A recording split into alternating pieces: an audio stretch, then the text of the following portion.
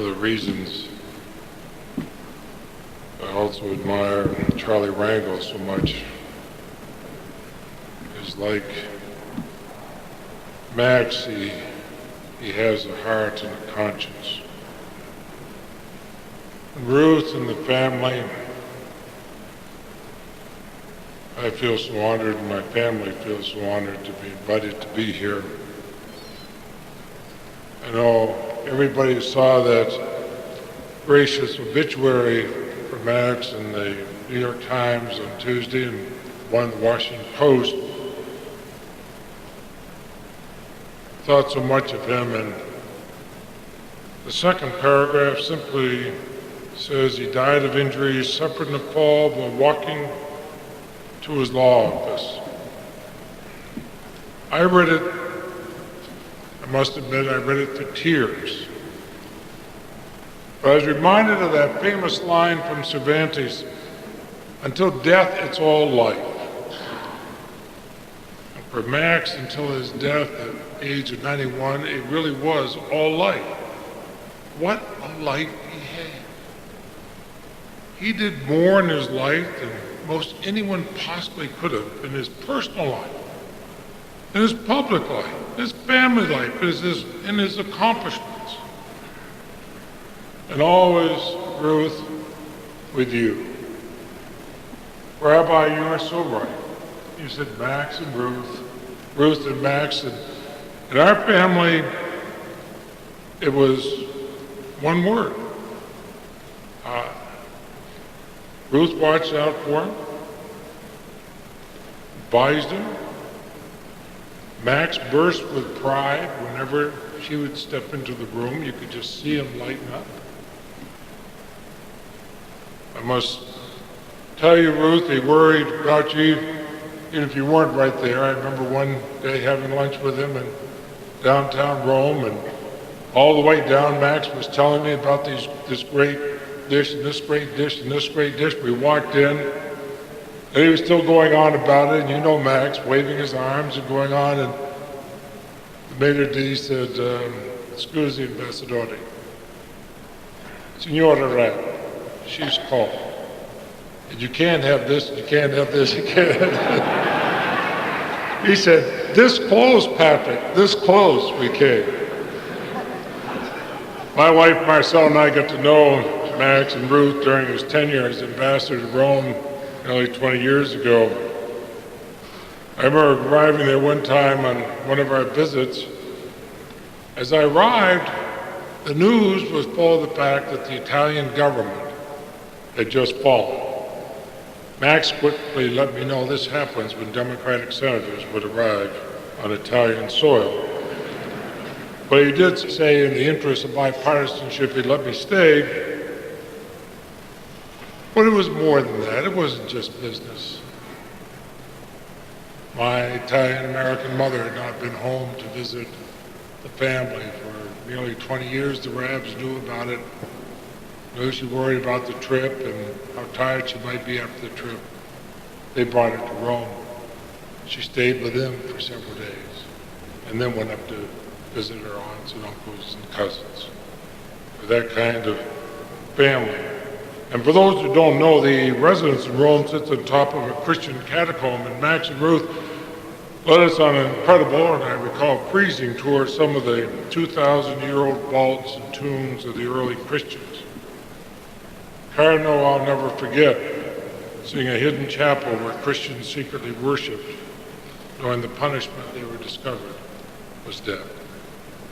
And Max, a sense of history, showing me all of that. Now, Max was a political appointee of the Reagan administration, and President Reagan told me on a number of occasions the pride he had in Max. But those who knew him knew he's not your average political appointee.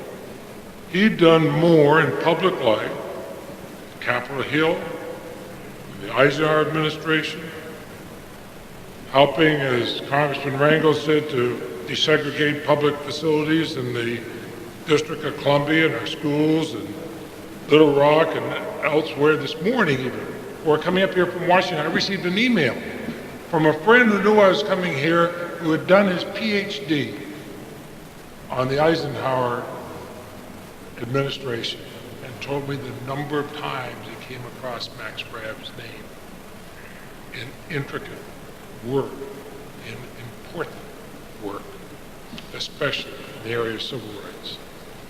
And I recall going with he and Ruth on one occasion to the meeting with the Italian president. And you have to understand, in Italy, the presidential guard are all picked for their height. They're all way over 6 feet tall. They wear huge helmets with a horsehair plume. So they look about 7 feet tall. In that room, the two people who stood the tallest were Max and Ruth, because of the pride they had in their country, but also, I think, because of the love the Italian people felt for them. Now, that could also cause problems. Those of you who knew Max well knew that he would sometimes do 12 sentences at the same time, never quite completing any of them, but you knew where he's going, and he certainly did. When you translate, when the American ambassador speaks in Italy, in the translation, they always just tell him, be careful because the Italian word's about a third longer, Frank, as you know. And so it's going to take longer. Can you imagine the poor translator when Max would really get wound up? In fact, there were times when Max was home having dinner before the translation finished. But he was one of the best ambassadors we ever had. And he handled so many intricate times. Terrorism, keeping our relations so strong with a critical NATO ally. But beyond all these accomplishments, beyond a resume longer than most books, beyond all the stature and wealth and prestige that he enjoyed on this earth, we should remember his personal side the most. The love he had for his bride. The love for his family and grandchildren. Like few marriages one sees, this was a partnership that was greater than the sum of its parts. Rabbi, there are very few people I see, especially that age, going down the halls of Congress hand in hand. And yet I saw the Rabb so many times. And oh, how he loved this great country of ours. He knew what government leaders should be. People put their country first.